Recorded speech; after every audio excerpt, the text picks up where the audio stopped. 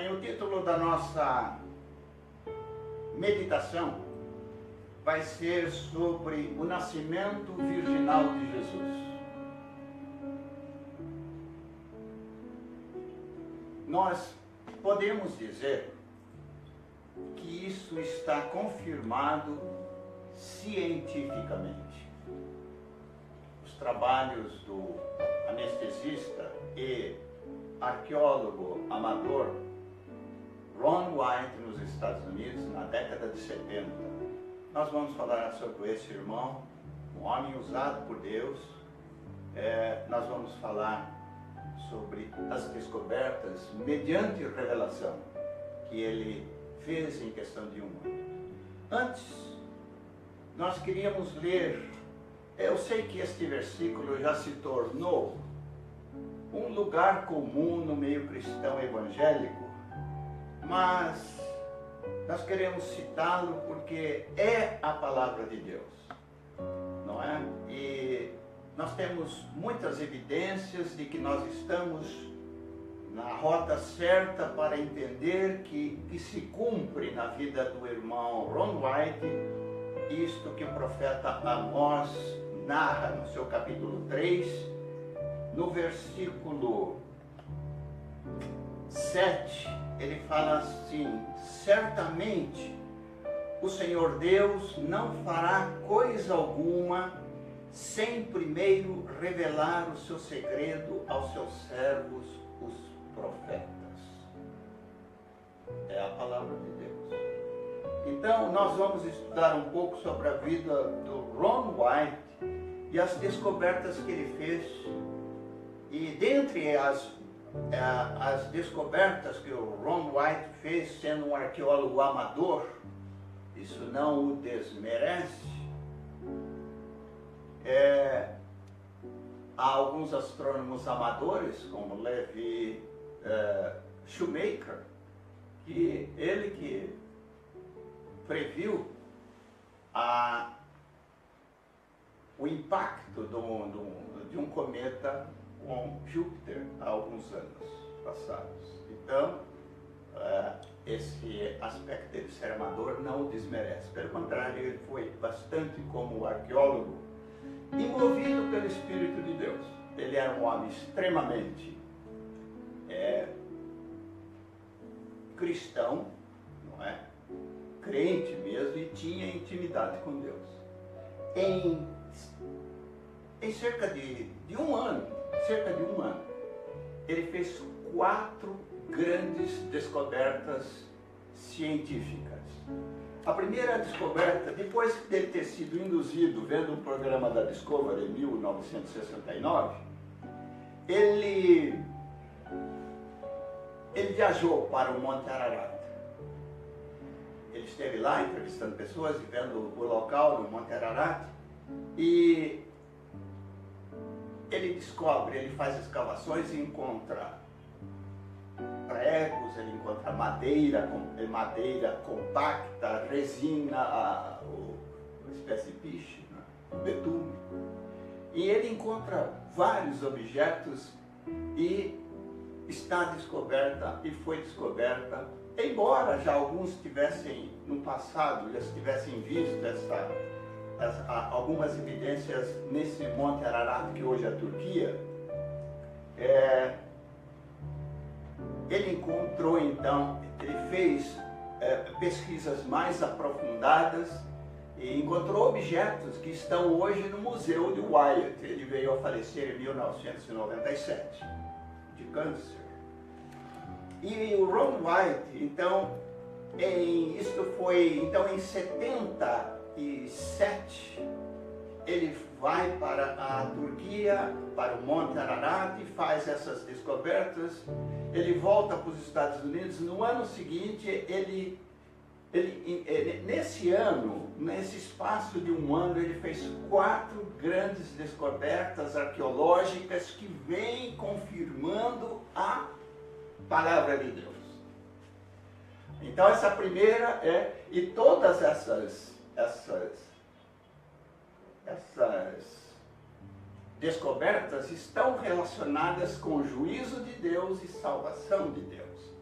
Então a primeira descoberta dele é com a Arca de Noé, onde houve um juízo sobre o mundo e a salvação de Noé e sua família. Foi Ron White que também, como arqueólogo e pesquisador, encontrou as evidências junto ao Mar Morto de Sodoma e Gomorra. Isso já está bastante conhecido no meio arqueológico cristão. O relato que está lá em Gênesis.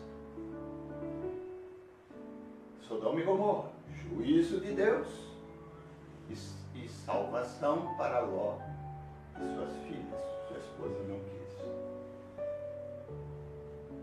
Nesse ano mesmo, Ron White determinou com precisão, pelo relato bíblico, ele parte da premissa do que está lá em Gálatas, que o apóstolo Paulo fala aos Gálatas que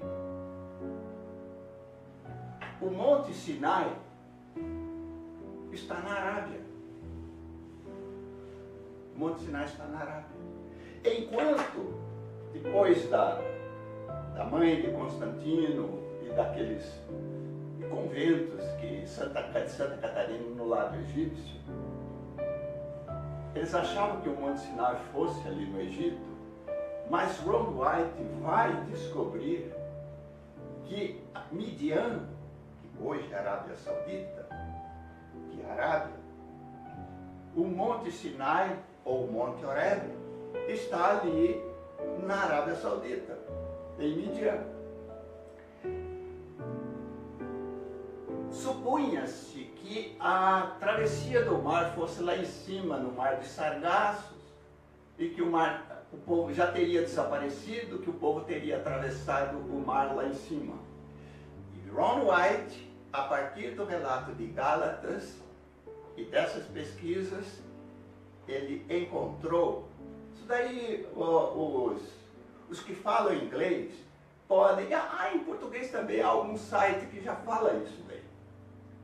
O Ron White, ele encontrou uma ponte de terra submersa que vai da praia de Nuveiba até Midian ou Arábia Saudita. Ele foi o primeiro a pesquisar, a mergulhar, não é? E encontrou as evidências, as rodas cobertas de corais dos carros de guerra egípcios, casco de cavalo, esqueletos, costelas humanas, evidências fortíssimas, descobertas arqueológicas, e ele determinou ainda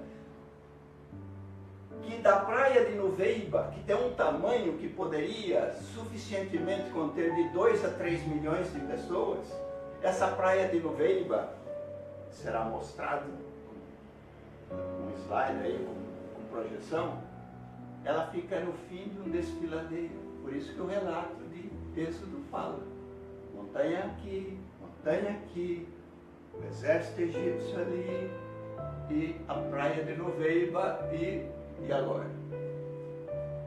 Fala ao povo que marche. Aponta a vara, Moisés, no mar sombrio. Os irmãos conhecem? Isso está cientificamente comprovado. Aliás, particularmente, me permite citar, eu quando jovem lia a palavra de Deus, eu falava: Senhor, se de fato isso aconteceu, e a tua palavra está dizendo que sim, deve haver evidências arqueológicas disso, da travessia do Egito para Midian, do Egito para a Arábia Saudita, num braço do Golfo de Aqaba, dali do Egito, da praia de Nuveiba até a Arábia Saudita, que tem cerca de 18 quilômetros.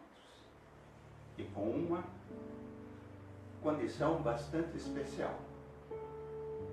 essa ponte de terra, de cerca de mais ou menos 1 quilômetro, ela tem uma certa inclinação do Egito até a Arábia Saudita.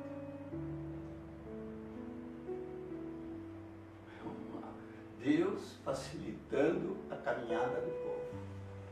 Do lado direito, nessa ponte de terra submersa numa lâmina de 100 metros de água, do lado direito 1.300 metros de profundidade, do lado esquerdo mais outros 1.200 e tantos, 1.300 metros de profundidade. E uma ponte fazendo a ligação. Deus, provedor, porque os continentes se separaram certamente por ocasião do dilúvio. E Deus preparou aquela ponte de terra para a futura travessia do seu povo do Egito até Midian. E o Ron White, nas suas pesquisas, então ele determinou um juízo de Deus sobre o Egito e a salvação. Então, no dilúvio, juízo, salvação de Noé. Sodoma e Gomorra, juízo, salvação de Ló e suas filhas. Agora a travessia, juízo sobre o Egito, as 10 pragas, não é isso? E a travessia, o livramento do seu povo. Ron White estava nessas pesquisas e o Ron White foi aceito como um arqueólogo amador, porque numa praia ali onde hoje é Gaza, enquanto os cientistas, os arqueólogos israelenses procuravam evidências arqueológicas dos filisteus e outras civilizações, Ron White, mergulhando ali no Mediterrâneo, em Gaza, ele encontrou cerâmicas e deu a data para as autoridades israelenses de que civilização que era, dos filisteus ou outras civilizações, e ele foi aceito como autoridade. Ele conversava perto, o Monte Calvário está aqui, e na parte de baixo havia um lugar onde as pessoas desprezavam o lixo. Colocavam entulhos, cacos de vidro e tudo mais. E ele conversava com uma autoridade israelense. Instantaneamente, enquanto ele conversava, ele estava perto daquele monte, era parada de ônibus também, nada que podia indicar. De repente, ele fala para o interlocutor israelense, a autoridade israelense. Falou, a Arca da Aliança está aqui. A pessoa falou, o que é isso? Então vamos escavar. Ele falou, não, eu vou voltar para os Estados Unidos, eu vou estudar e depois volto. Ele voltou com os filhos, fez as escavações, e eis o que ele encontrou. Isso daí os irmãos podem encontrar na internet.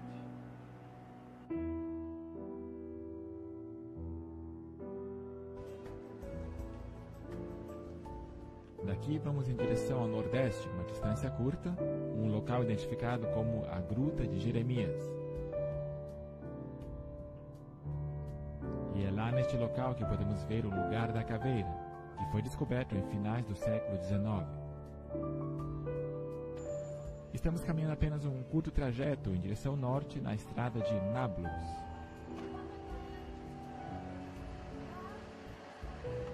Logo retornamos em direção ao leste na rua Konrad Sik e completamos a caminhada rumo à Tumba do Jardim.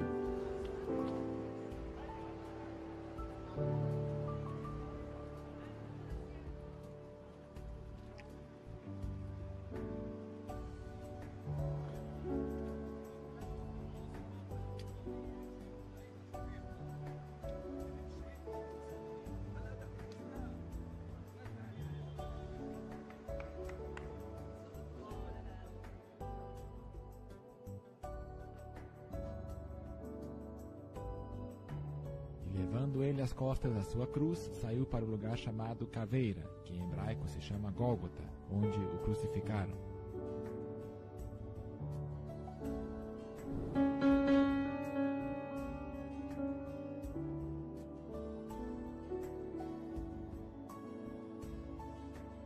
Caminhando nesse jardim, vamos a um ponto de observação chamado Caveira.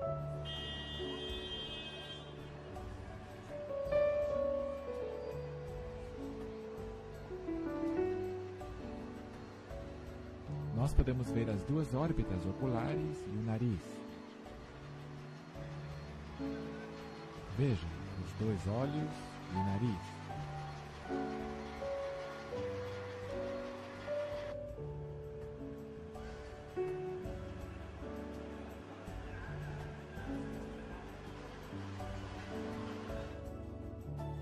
Retornamos à área do jardim. E havia um horto, um jardim, naquele lugar onde fora crucificado. E no horto um sepulcro novo, em que ainda ninguém havia sido posto. Há evidência de que este lugar foi um jardim nos tempos de Jesus. Aqui nós vemos este antigo lagar, que é o terceiro maior na área de Jerusalém. Indubitavelmente deveria ter havido um vinhedo nesta área. Outro elemento que indica que esta área era um jardim nos tempos bíblicos é esta antiga cisterna de água da era pré-cristã, com capacidade para 946 mil litros. Tem a profundidade de 9,5 metros, 9 de largura e 20 metros de comprimento. Podemos ter uma perspectiva do tamanho com esta fotografia tirada de dentro da cisterna. Agora finalmente vamos fazer um percurso à tumba do jardim, e muitos convidados vieram para este lugar especial. A tumba foi descoberta em 1867 e foi extensivamente pesquisada em 1883 pelo general Charles Gordon, que associou este lugar ao local da Caveira, a área da crucifixão de Jesus. A Bíblia nos diz que José de Arimateia era um homem rico. Assim podemos esperar que a tumba que ele construiu seria bastante extravagante e larga. Há várias cruzes antigas associadas com a tumba. A cruz maior está à direita da tumba e foi esculpida no escarpamento.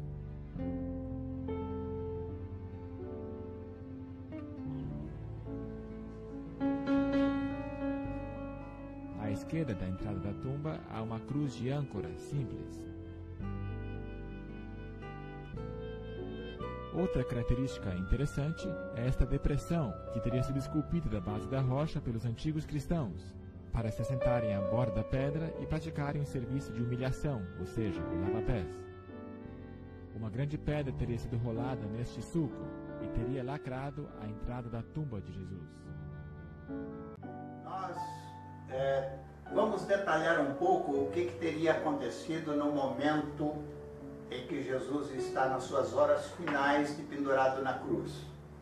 Ali em Mateus, no capítulo 27, diz: desde a hora sexta até a hora nona, houve trevas sobre toda a terra. Por volta da hora nona, 3 horas da tarde, clamou Jesus em alta voz, dizendo: Eli, Eli, lema sabachthani. O que quer dizer: Deus meu, por que me desamparaste? E alguns dos que ali estavam ouvindo isto dizia: ele chama por Elias. E logo um deles correu a buscar uma esponja, e tendo-a embebida de vinagre e colocado na ponta de um caniço, deu-lhe a beber. E outros, porém, diziam: deixa, vejamos se Elias vem salvá-lo. E Jesus, clamando outra vez com grande voz, entregou o Espírito. Eis que o véu do santuário se rasgou em 2 partes, de alto a baixo, tremeu a terra, fenderam-se as rochas. 3 dias depois, abriram-se os sepulcros, e muitos corpos de santos que dormiam ressuscitaram, e saindo dos sepulcros depois da ressurreição de Jesus, entraram na cidade santa e apareceram a muitos. O centurião e os que com ele guardavam a Jesus, vendo o terremoto e tudo o que se passava, ficaram possuídos de grande temor e disseram: verdadeiramente este era o Filho de Deus. Esta caverna em que Jeremias através de um túnel, ele trouxe lá do Santo, porque a Babilônia estava cercando Jerusalém. E Jeremias, então, com os sacerdotes, ele levou para essa caverna. Nós sabemos que o livro apócrifo de Macabeus não é um livro inspirado, mas contém informações históricas que podemos aproveitar. Ali nos é dito que Jeremias descobriu uma vasta caverna, onde introduziu a tenda, a arca e o altar dos perfumes, obstruindo depois a entrada. O lugar permanecerá desconhecido, ele disse, até que Deus realize a reunião do seu povo, mostrando-se misericordioso. Então o Senhor mostrará de novo estas coisas. Ele viu que estava a arca da aliança. Ele encontrou a mesa com os pães. Ele encontrou o altar de incenso. E ele encontrou a arca da aliança que estava dentro de uma caixa de pedra com a tampa quebrada. A arca da aliança, o propiciatório, os querubins olhando para o propiciatório e a grande, fantástica revelação. A fantástica revelação que ele teve e a observação. Ele viu uma fenda na rocha de cerca de uns 3 metros.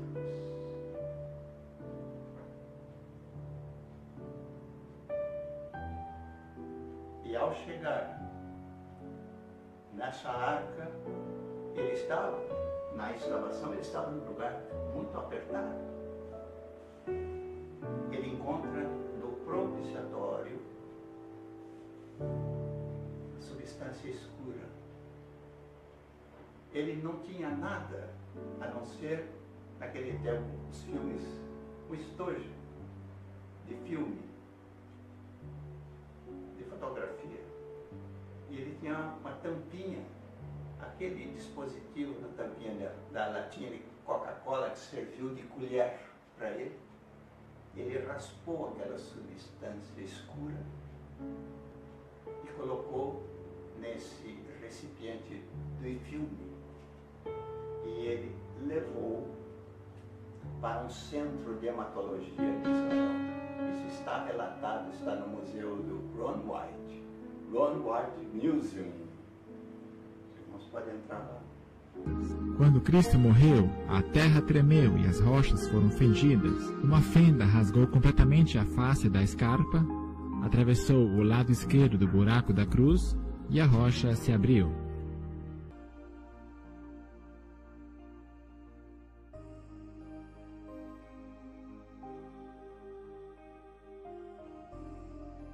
O sangue de Jesus jorrou de seu lado, uma corrente carmesim sobre as pedras embaixo, e pingou sobre o propiciatório da Arca da Aliança, ratificando o Velho Concerto e o Novo Concerto.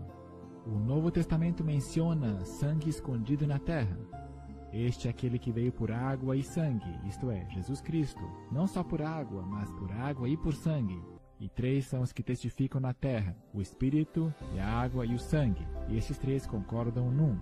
Se recebemos o testemunho dos homens, o testemunho de Deus é maior, porque o testemunho de Deus é este, que de seu Filho testificou.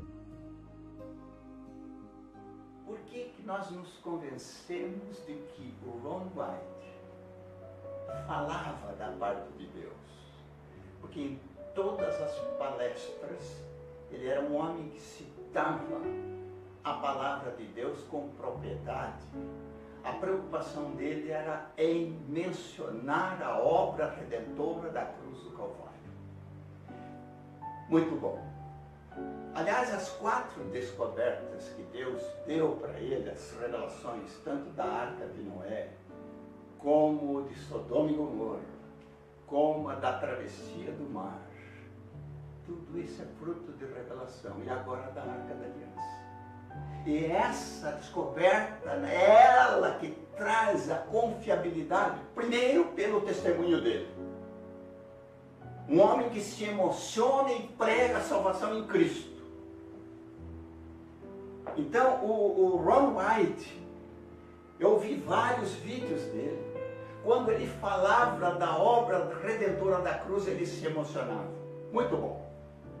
Ele pega esse sangue, essa substância escura, e ele leva para um centro, tomou informações de um bom centro de hematologia, lá em Israel, e ele falou, olha, eu quero que vocês coloquem essa substância aqui em solução salina, soro fisiológico, e deixem algumas horas, eu quero ver essa diluição. Eu quero estar presente dentro dessas 24 horas. Parece-me que são 24 horas. 24 horas depois ele foi. Bom, todo mundo sabe que sangue seco está morto. Estão lá as múmias. Sangue seco. É sangue seco.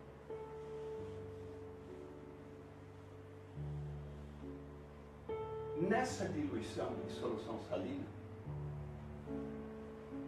eles perceberam que os glóbulos brancos, as hemácias, os glóbulos vermelhos, não se multiplicam.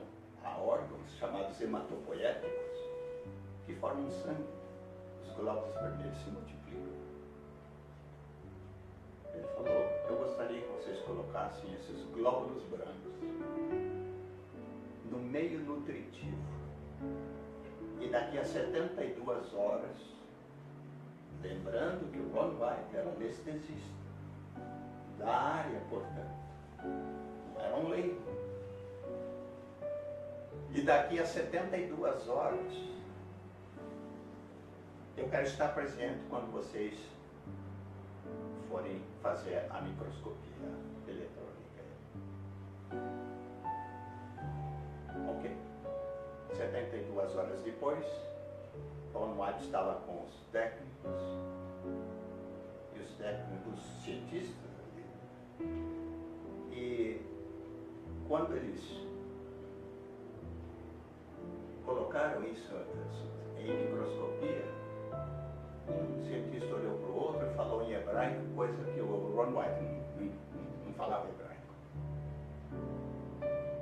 Eles vieram e falaram com o Ron White. Isso é um sangue humano. Esse sangue está vivo. Ele falou, de quem era esse sangue? O Ron White se emociona. Ele fica com a voz embargada nesse filme que a gente vê. Ele fala, este sangue é o sangue do Messias de vocês. E fala com a voz embargada. Ron White disse que esses homens tiveram suas vidas mudadas. Mas ainda há uma coisa tão fantástica. E aí que nós vamos falar que o nascimento virginal de Jesus, a Virgem foi concebida pelo Espírito Santo. Querem ouvir? Ouçam o que os cientistas disseram por Ron White. Esses glóbulos brancos só têm 24 cromossomos. Todo mundo sabe, não é de conhecimento. E nós recebemos do nosso pai, quando nós fomos formados do ventre da nossa mãe, nós recebemos 23 cromossomos do nosso pai e 23 cromossomos da nossa mãe. Portanto, toda célula chamada célula somática tem 46 cromossomos. Aqueles glóbulos brancos tinham 24. Eles falaram, esses 23 cromossomos são de uma mulher. E esse Y, não sabemos. Ron White falou, é do Messias de vocês. Vamos ler a palavra?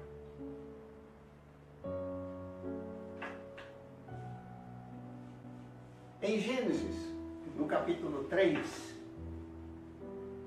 Veja como isso está aí. Por que está sendo revelado para os nossos dias? Será que Deus nos deixaria sem informações num meio tão ateístico ou ateu? No mundo em que a operação do erro está sendo levada, a operação do engano, a operação do erro, a negação de todas as informações que a palavra de Deus dá, mas há um povo que se chama pelo seu nome, que não está sendo ludibriado, e Deus levanta um Ron White como um profeta dele para esses dias,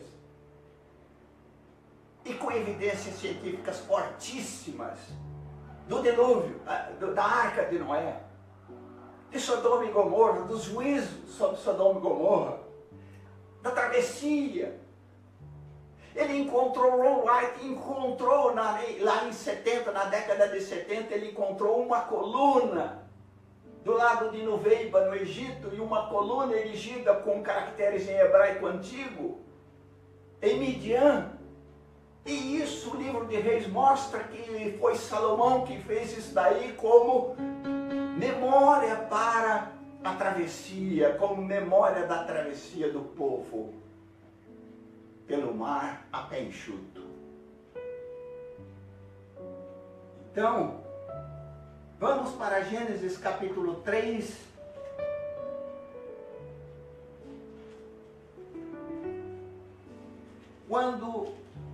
No capítulo 3, depois que o homem peca, e Deus então vai ter um diálogo com Satanás, serpente, com Satanás, com Eva e com Adão. Nessa ordem. Porque foi a Eva que pecou e não o homem. O homem foi conivente, como diz o apóstolo Paulo. Diz assim: então o Senhor disse à serpente, a Satanás: visto que fizeste, dizem que essa palavra serpente em hebraico tem o sentido de um ser glorioso. Então, por isso que ele era o querubim da guarda. Ezequiel 28, Isaías 14. São dois insights que Deus deu pelos profetas da origem da queda de Lúcifer e quem era ele. Então, o Senhor Deus disse à serpente: visto que fizeste isto, maldita és entre todos os animais domésticos e o és entre todos os animais selváticos. Rastejarás sobre o teu ventre e comerás pó todos os dias da tua vida. É a figura mais baixa. Pó é sinônimo de carne. As obras da carne são pó. Satanás se alimenta, por isso que ele é considerado uma serpente aqui e um dragão lá em Apocalipse capítulo 12. Tal a alimentação dele. Porém, inimizade entre ti e a mulher, entre a tua descendência de Satanás, os filhos do maligno, e o descendente dela. Este descendente te ferirá a cabeça e tu lhe ferirás o calcanhar. Então aqui que o Senhor está falando, Ele está dizendo que da semente da mulher e não do homem.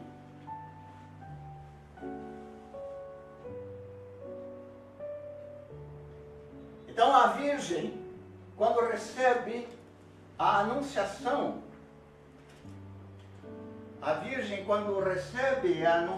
do anjo Gabriel, lá em Lucas, antes está sendo confirmado, tanto em Lucas quanto em Mateus, aqui em Isaías 7,14 diz: portanto, o Senhor mesmo vos dará um sinal. Eis que a Virgem conceberá e dará à luz um filho e lhe chamará Emanuel. Alguns querem dizer, mas essa palavra virgem quer dizer donzela. Isso não está dizendo que ela daria à luz em virgindade. Mas acontece que essa palavra, eis que o Senhor dará um sinal, essa palavra em hebraico é um sinal espantoso. Se fosse uma donzela que teria se casado e ficado grávida no seu casamento, que sinal espantoso haveria? Por isso a Septuaginta traduz, aquela tradução, aquela versão para o grego, cerca de 187 antes de Cristo. Mas todo o Tanakh, todo o Velho Testamento foi vertido para o grego, por 70 sábios, daí chamada de Septuaginta. A Septuaginta traduziu, eis que a Virgem conceberá e dará à luz um filho, e lhe chamarás Emanuel, que é Deus presente. A Virgem recebe a anunciação do anjo, estava lá em Nazaré, não é? Recebe a anunciação do anjo de que ela havia sido escolhida para ser a mãe do Redentor. Mas eu sou virgem. A sombra do Altíssimo te cobrirá. Não é? O que diz aqui a palavra? A anunciação. Então,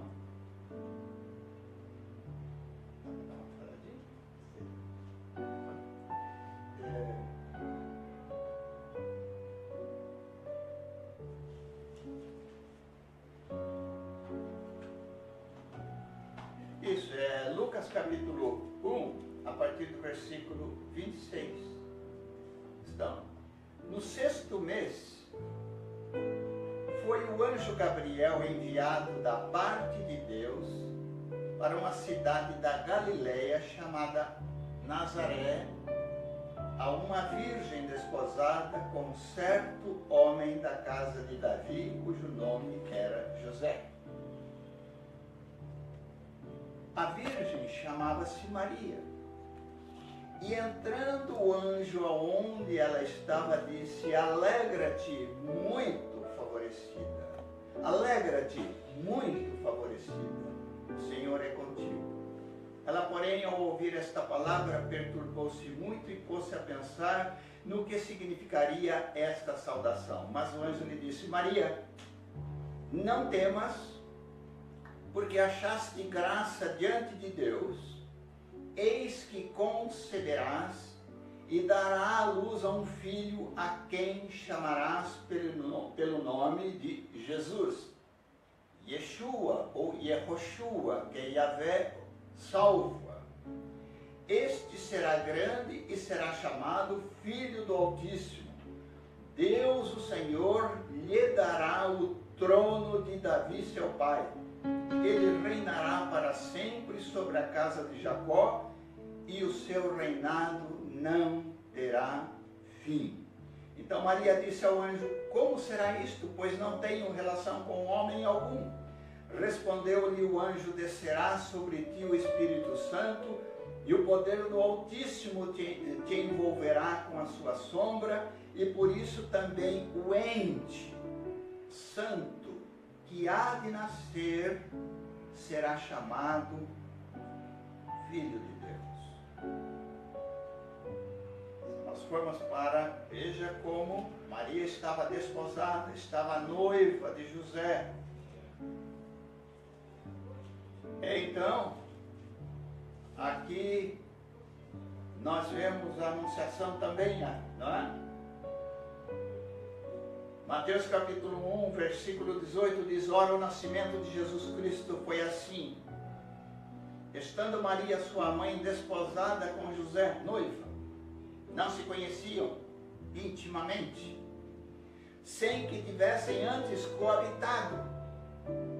Achou-se grávida pelo Espírito Santo. Mas José, seu esposo, sendo justo e não a querendo infamar ou difamar, resolveu deixá-la secretamente. Enquanto ponderava nestas coisas, eis que lhe apareceu em sonho um anjo do Senhor, dizendo: José, filho de Davi, não temas receber Maria, tua mulher, porque o que nela foi gerado é do Espírito Santo. Ela dará à luz um filho, e lhe porás o nome de Jesus, porque ele salvará o seu povo dos seus pecados. Ora, tudo isto aconteceu para que se cumprisse o que fora dito pelo Senhor por intermédio do profeta, o profeta Isaías. Eis que a virgem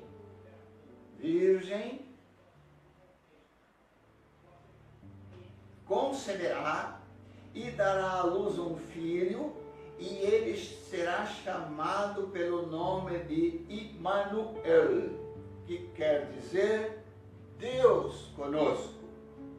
Despertado José do sono, fez como lhe ordenara o anjo do Senhor e recebeu sua mulher. Contudo, não a conheceu enquanto ela não deu à luz um filho, a quem pôs o nome de Jesus.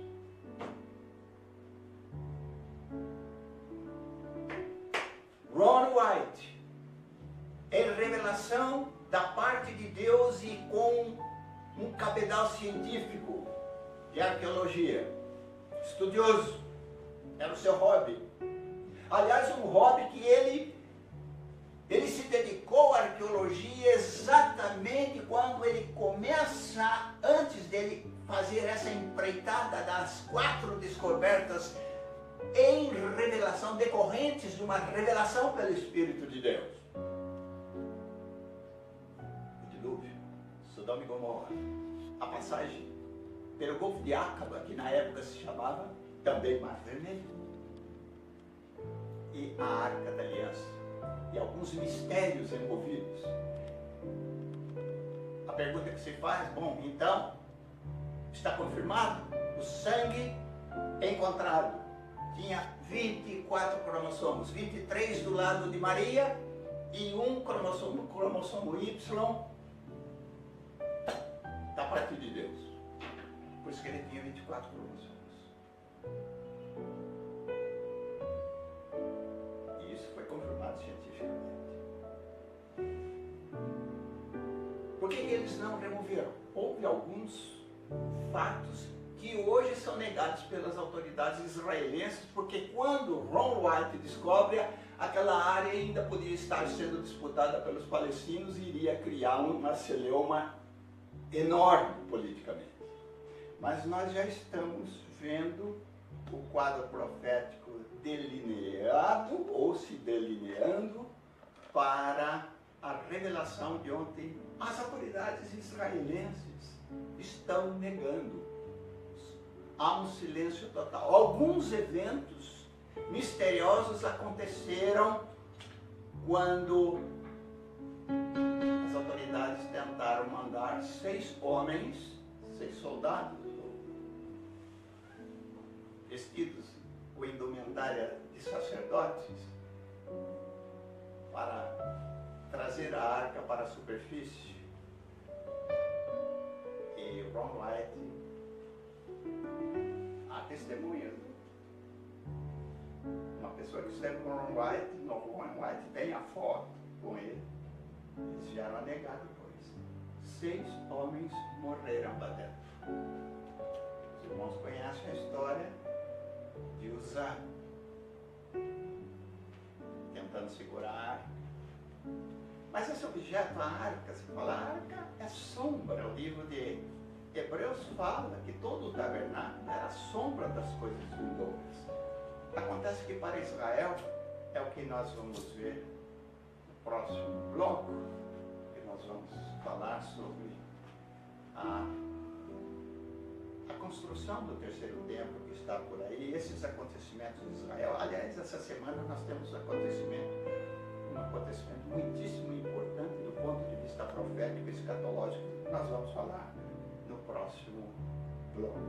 Por hora, nós estamos querendo dizer para os nossos telespectadores que confirmo que o Senhor falou pela boca do profeta Amós, que ele não faria coisa alguma sem revelar aos seus servos os profetas. Ron White, profeta, aliás, isso que eu comecei falando e não concluí. Antes dele tomar essa empreitada, ele falou: Senhor, eu vou em busca das evidências de que a tua palavra é a verdade. E a minha missão é uma só: a levar pessoas a conhecerem a Jesus Cristo como Senhor e Salvador, salvar o maior número. E posso dizer para os irmãos, há muitos testemunhos de pessoas que foram reavivadas com as descobertas, especialmente da Arca da Aliança. Os 6 homens que morreram lá nas profundidades da caverna, onde a arca está. E o anjo falou: não toques nela, deixe que ela vai ser revelada no período da grande tribulação. Então nós temos que fazer a conexão do terceiro templo que vem por aí. Possivelmente essa arca será colocada nesse templo, no qual vai acontecer aquilo que Jesus fala, a abominação desoladora de que falou o profeta Daniel. Profecia de duplo acontecimento. Primeiro acontecimento que Daniel previu centenas, uns 200, 300 anos antes, 200 anos antes. Antíoco Epifânio sacrificou uma porca no Santíssimo Lugar. Depois Judas Macabeus. Depois houve a purificação, 3 anos e meio depois. Era a festa da dedicação a qual Jesus participou ali em João 8. Primeiro aconteceu a abominação desoladora. E Jesus volta a mencionar a abominação desoladora. Para ser a abominação desoladora, muito provavelmente, esta arca, na hora exata, vai ser colocada no templo. E o anticristo está por aí, não sabemos. E nós, no próximo bloco, nós vamos fazer algumas observações a respeito, né? Então, paremos por aqui nessa primeira fase. Nascimento virginal de Jesus Cristo, cientificamente comprovado. Só uma curiosidade. Lá nos idos de 67, eu fazia curso para medicina, para odontologia. Minha área, sou dentista. E eu me lembro na aula de biologia, falando sobre as células sexuais que são chamadas haploides. O óvulo é haploide porque só tem 23 cromossomos. O espermatozoide é haploide porque só tem 23 cromossomos. Quando existe a fecundação, são 46 cromossomos. Eu me lembro que eu falei para o professor de biologia: professor, o senhor não acha que Jesus poderia ser um ser haploide? Ele falou: sei lá eu. Então, só por curiosidade, mas já naquela época eu havia aventado e parece, ele é um haploide com um Y que vem da parte do pai, e confirma cientificamente que o Ron White viu, eles assistiram à multiplicação desses glóbulos brancos. Os glóbulos brancos se multiplicando, portanto, para se multiplicar, então, com microscopia eletrônica, eles veem que os cromossomos estão se dividindo. Maravilha! Deus não fará coisa alguma sem antes revelar aos seus servos, os profetas. Por isso, nós temos o embasamento, não só uma revelação, que é da parte de Deus, isso é espiritual, mas nós estamos tendo revelações, evidências arqueológicas, científicas, de que a Bíblia a palavra de Deus, ela não somente contém, nós estamos vendo os ataques que a palavra de Deus anda sofrendo no meio cristão evangélico.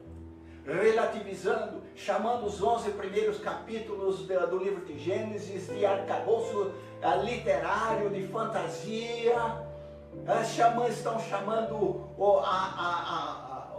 a criação ex nihilo, a criação instantânea desse universo, estão chamando que Deus não tem vara, um grande líder religioso aí, cristão, está falando que Deus não teria uma varinha de condão para fazer surgir espontaneamente, e estão relativizando a palavra, chamando de lenda, mas nós temos que entender que Jesus aceitou literalmente os 11 primeiros capítulos. Por que não? Por quê? Porque lá nos 11 primeiros capítulos estão a criação do ser especial que era Adão. Adão não vem por um processo evolutivo.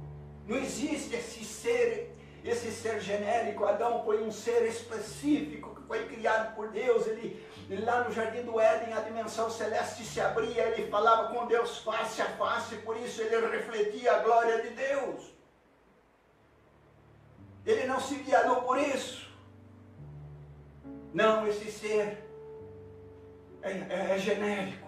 E estão colocando na cronologia, vejam a Bíblia de Jerusalém, a cronologia entre o que é a suposta ciência e o que é, pelo menos no início, e o que é o relato bíblico. Estão colocando Adão como sendo o Homo habilis, 2 milhões de anos. Acontece que recentemente o Homo habilis saiu da linhagem humana. Como é que fica? Quando nós temos que entender a ciência enquanto teoria. A ciência enquanto teoria, ela pode discordar da palavra de Deus. Quando você tiver fatos em mãos, confirma. Ron White confirmou que havia, naquele sangue, aqueles glóbulos brancos tinham 24. Deus tem tudo preparado para aqueles que o amam. Nada vai escapar. Tudo já está previsto e predito. Mas para aqueles que buscam o Senhor e com sinceridade de coração, se você tiver alguma dúvida, entre no seu quarto, ajoelhe-se, fala: Senhor, isso é verdade. Eu posso dizer que eu estudei, analisei, indaguei do Senhor e ouvi nesse amado irmão, Ron White, um homem de Deus, teve visões que o Senhor lhes deu. E por isso nós estamos passando para aumentar a sua fé. Nós não estamos acreditando, como diz o apóstolo Paulo, em fantasias, em fábulas. Fábulas é o que querem que você creia. Fábula é o que querem que você creia que esse mundo é resultado de uma explosão, de um Big Bang. Falha é achar que o homem vem por o Homo sapiens. Não existe Homo sapiens. O Adão foi feito um ser específico, como eu disse há pouco. Deus abençoe.